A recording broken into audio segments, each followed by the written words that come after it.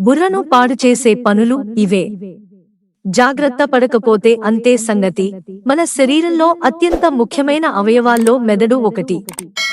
ఇది మన ఆలోచనలు, గుర్తుంచుకునే శక్తి, నిర్ణయాలు, భావోద్వేగాల నియంత్రణలో కీలక పాత్ర పోషిస్తుంది. అయితే మనం ప్రతిరోజు అలవాటుగా చేసే కొన్ని పనులు మన మెదడు ఆరోగ్యాన్ని నెమ్మదిగా బలహీనపరుస్తున్నాయని నిపుణులు హెచ్చరిస్తున్నారు. మొదటిగా చెప్పుకోవాల్సింది నిద్రపై నిర్లక్ష్యం. రోజూ సరిపడా నిద్రపోకపోతే మెదడు తన పనితీరులో బలహీనత చూపిస్తుంది.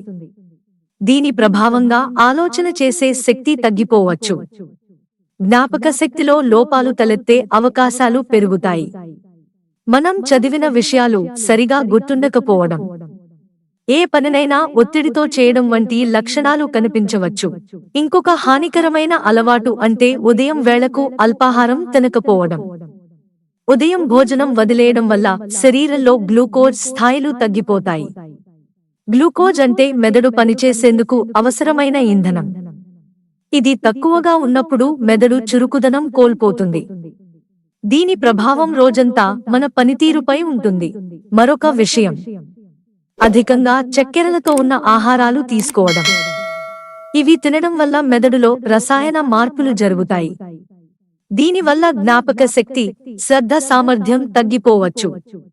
దీర్ఘకాలంగా ఇలా సాగితే న్యూరోడీజెనరేటివ్, మెదడు క్షీణత సమస్యలు తలెత్తే ప్రమాదం ఉంటుంది. ఒత్తిడిని పూర్తిగా నివారించడం సాధ్యం కానప్పటికీ, దానిని అదుపు చేయకపోతే శరీరం అధిక మొత్తంలో కార్టిసాల్ అనే హార్మోన్ను విడుదల చేస్తుంది. ఇది మెదడులో హిప్పోకాంపస్ అనే ముఖ్యమైన భాగంపై దుష్ప్రభావాన్ని చూపిస్తుంది. హిప్పోకాంపస్ అనేది జ్ఞాపక శక్తికి, నేర్చుకునే సామర్థ్యానికి కేంద్రంగా పనిచేస్తుంది. దీన్ని ప్రభావితం చేయడం ద్వారా మన మెదడును క్రమంగా బలహీనంగా మారుస్తుంది.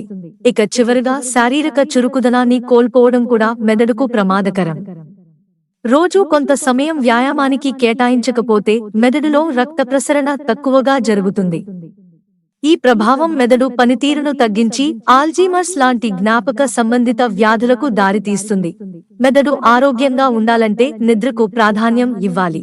ఉదయం వేళ సరైన సమయానికి అల్పాహారం తీసుకోవాలి. చక్కెర వినియోగాన్ని తగ్గించాలి.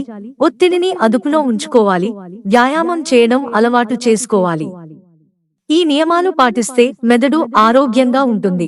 మిత్రులారా, ఛానల్ సబ్స్క్రైబ్ చేసుకోవడం మర్చిపోకండి. ధన్యవాదాలు.